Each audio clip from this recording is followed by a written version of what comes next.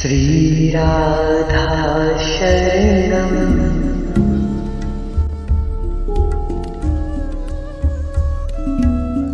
परीक्षित, यह कितनी विडंबना थी कि मैं अपने हिमांचल की तपोभूमि त्याग कर गोकुल में बृहस्पति का पौरोहित्य करने आ बसा था। और भी बृहस्पति, जो वय में मुझसे पर्याप्त अल्प थे, ब्रह्मा के विधान का वरदान वार्धक्य प्राप्त करके तपोवन चले गए। मुझे उनके वियोग ने उस दिन सृष्टिकर्ता के इस अटपटे विधान पर अप्रसन्न ही किया। मुझे अधिक की आयु देकर उन्होंने यहाँ भेजा, तो क्या इन अत्यंत श्रद्धा स्नेह की मूर्ति को स्थिरता नहीं दे सकते थे वे? दे तो यह मैं भी सकता था, किंतु संसार से उपरत होकर सर्वेश की ओर उन्मुख होने में ही मनुष्य का परम श्रेय है। यह घोषणा करने वाला और हृदय से मानने वाला मैं इसी पुण्य पथ के पथिक की बाधा कैसे बन सकता था? मैं जिनके दर्शन पूजन के लोभ में यहाँ पुरोहित बनने आया था, वे इनको अपना पूर्वज बनाकर परम पावन करने वाले हैं। यह अनुभूति भी मेरे लिए कुछ करने में बाधक थी। उन सर्वेश की इच्छा पूर्ण होनी ही चाहिए। मैंने ही नहीं, संपूर्ण ब्रज ने, ब्रज के एक एक जन ने और संभवतः गायों ने, वृषभों ने तक यह अनुभव किया कि स्नेह, श्रद्धा, सत्कार, सावधानी सब में पुत्र पिता से बहुत बड़े चढ़े हैं। नव ब्रजेश पिता से कहीं अधिक विनम्र और अतिशय उदार, सेवा परायण परजन्य भी बृहस्पति थे। यह बृहस्पति ही हो जाता यदि नंदराय उनके ही सुपुत्र न होते। सृष्टि में तो अब सदा के लिए ब्रजेश्वर शब्द नंदराय में रूढ़ हो गया है और ब्रजेश्वरी यशोदा का वाचक बन गया है। मैं ब्रज में तब आया था जब परजन्य भी युवक ही थे। मैंने उनके पुत्रों के जात कर्म संस्कार कराए थे और अब उनमें से मध्यम कुमार नंदराय बृहस्पति थे। शैशव से इन शिशुओं का मैंने पालन किया था, इन्हें बहुत सी शिक्षा दी थी। अब ये मेरे प्राण बन चुके थे और मैं केवल इनका पुरोहित ही नहीं था, पिता भी था।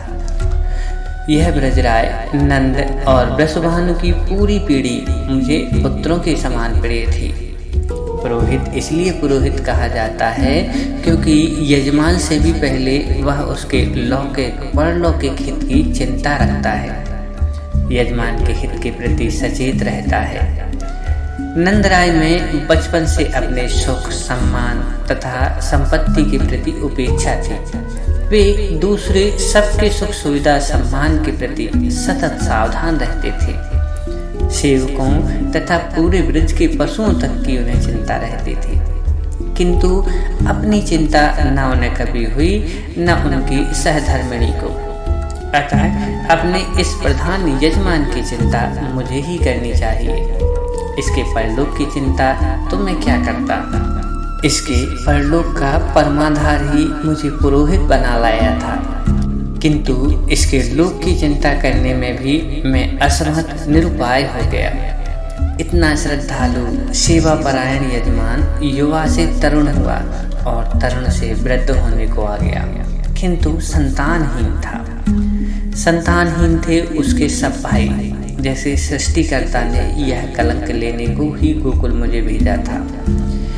मैं अपने यजमान परजन्य का वंश समाप्त करने वाला पुरोहित बनूं। सांडिल्य के लिए यह असह्य था, किंतु कोई उपाय इसका मेरे पास नहीं था। मेरी चिंता मेरी अपनी ही नहीं थी, यह पूरे ब्रज की चिंता थी। मैं भले ही ज्योतिर्विद न हूँ, मेरे अनेक परिचित थे और उनकी ग्रह गणना जो नहीं बता सकती थी, वह तो हम ध्यान करके सहज जान लेने में समर्थ थे। किंतु हमारा ध्यान ज्योतिर्विदों की ग्रह गणना कोई भी आश्वासन नहीं बनी। सबसे जो ज्ञात होता था वह कब होगा, समय तो व्यतीत होता जा रहा था और हमारे ध्यान में जो प्रत्यक्ष होता था वह तो अस्पष्ट था। पता नहीं क्यों नंद के पुत्र के संबंध में संयम करने पर भी चित्त निर्विकल्प समाधि में पहुंच जाता था। यह तो नंद नंदन के आविर्भाव के पश्चात समझ सका कि कोई ग्रह गणित उन तक नहीं पहुंचता और उनको ही अंतःकरण में आविर्भूत न होना हो तो इनके संबंध का संयम केवल निर्विकल्प समाधि देगा, क्योंकि उनके स्मरण का इतना प्रसाद प्रताप तो प्राप्त होगा ही। बृहस्पति से कुछ कहना असंगत था, क्योंकि वे किसी सकाम अनुष्ठान के लिए उद्यत नहीं किए जा सकते थे। उनको संकेत करने पर वे कह देते थे कि श्री नारायण की जो इच्छा हो, उन मंगलमय का विधान हमारे लिए भी मंगलपूर्ण ही होगा। मैं भले पुरोहित हूँ, किंतु निष्काम भक्ति का आचार्य हूँ। अपने भक्ति दर्शन में मैंने इसकी धुंधी भी बजाई है। संपूर्ण पंचरात्रागम श्री नारायण के प्रति अपने को सर्वात्मना समर्पण का ही उद्घोष है। अतः अपने निष्काम यजमान को मैं पुत्रेष्टि अथवा अन्य कोई भी सकाम यज्ञानुष्ठान करने का आदेश कैसे दे सकता था। मैं स्वयं और दूसरे विवेदज्ञ ब्राह्मण ऋषि मुनि जो गोकुल के आसपास आवासी थे, जब तब अनुष्ठान कर रहे थे। हम प्रार्थना कर रहे थे, हम जो सबको सारे संसार को निष्काम उपासना का उपदेश करते थकते नहीं, सबके सब सतत सकाम उपासना और प्रार्थना में लगे थे, क्योंकि हम जानते थे उपासना का परम सौभाग्य स्वयं पूर्ति बनकर आने वाला है। उस पुरुषोत्तम को प्राप्त करने की कामना पर तो समस्त सृष्टि के महर्षियों की निष्कामता न्यौछावर है। हम केवल प्रार्थना अनुष्ठान कर सकते थे और कर रहे थे। वर्षों तक हमने यही किया। हमारी यज्ञ जब तक व्रत सबका एक ही उद्देश्य बन गया, ब्रजराज नंद को तनय प्राप्त हो। किंतु वह जो उनका तनय होकर आने वाला था, वह सर्वतंत्र स्वतंत्र किसी के भी कितने भी काल के कैसे भी कठिन तप ध्यान यज्ञ से साध्य नहीं बनता। संपूर्ण सृष्टि के समस्त सत्वगुणी प्राणियों का कल्पांत सतत कठोर साधन भी उसे विवश नहीं करता।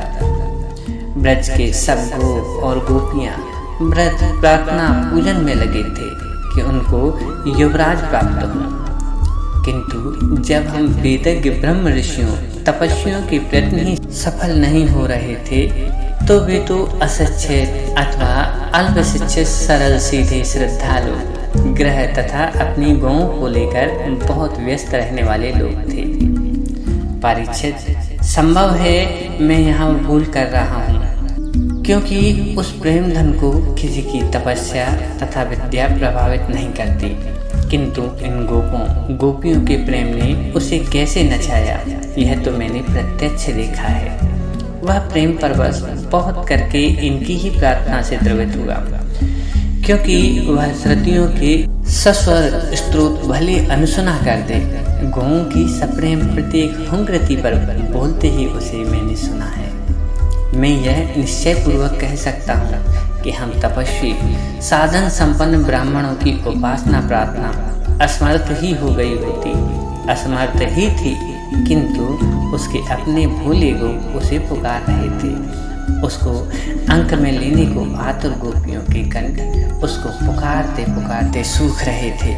अतः वह अपने नित्य धाम गोलोक में स्थिर रह नहीं सकता था।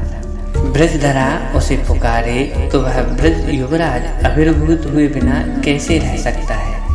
अतः हमारे मध्य आश्वासन बनकर एक दिन अकस्मात भगवती पूर्णमासी आ गई।